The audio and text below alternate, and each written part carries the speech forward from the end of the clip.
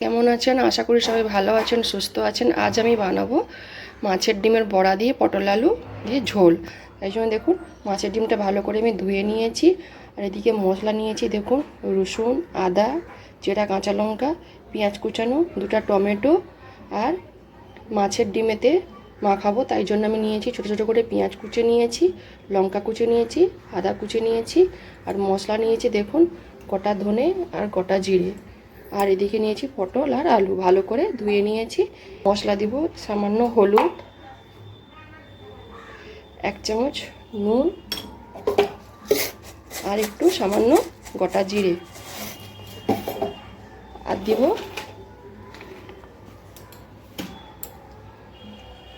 পেঁয়াজ কুচনো আর আদা লঙ্কা সব একসাথে আমি দিয়ে দিব।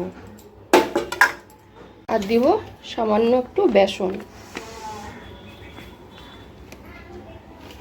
ভালো করে এটাকে আমি এবারে মেখে নেব। ভালো করে মেখে নিয়েছি। আর বেসন না দিয়েও আপনারা ভাজতে পারেন, কিন্তু অল্প একটু বেসন দিলে মাছের ডিমটা ঠিকরায় না, নাহলে খুব কিন্তু ঠিকরে গায়ে পড়ে। তেলটা ভালো করে গরম হয়ে গেছে, ধোঁয়া উঠতে শুরু করে দিয়েছে। এবার আমি মাছের ডিমের বড়াগুলো ভেজে নেব।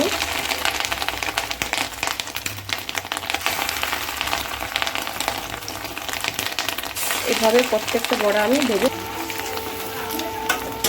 আর এদিকে আমি মশলা বেটে নেব। দেখুন রসুন, আদা আর ভিজে রাখা গোটা ধনে আর জিরে একসাথে আমি ভেজে তুলে নিয়েছি। আমি এবারে ওই কড়াতে পটল আর আলু সব ভেজে আমি তুলে নেব।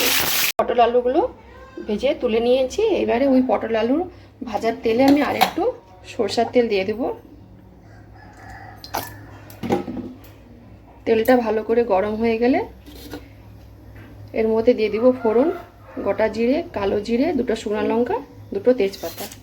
ফোড়নটা ভালো করে লাল লাল করে ভাজা হয়ে গেছে। এবার এর মধ্যে দিয়ে দেবো কেটে রাখা পেঁয়াজ।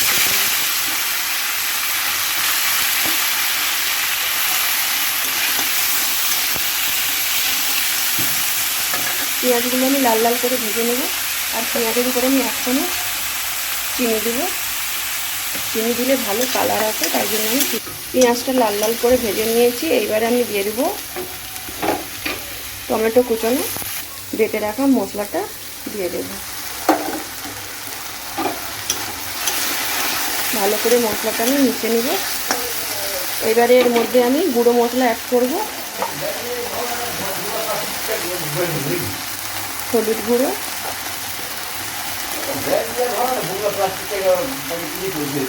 লঙ্কা গুঁড়ো, কাশ্মীরি লঙ্কা গুঁড়ো। ভালো করে মশলাটা মিশিয়ে নেব।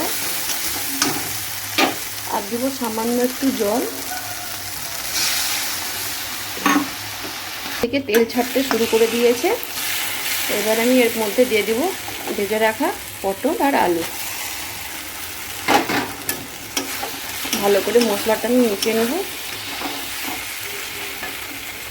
আর দেবো উপর থেকে আমি 1 চামচ মতো পরিমাণ মতো নুনটা দেব।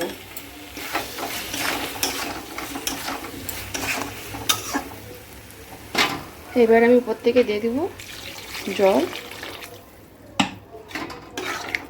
ঝোলটা ভালো করে ফুটতে শুরু করে নিয়েছে। এবার আমি ভেজে রাখা মাছের ডিমের বড়াগুলো সব দিয়ে দেব।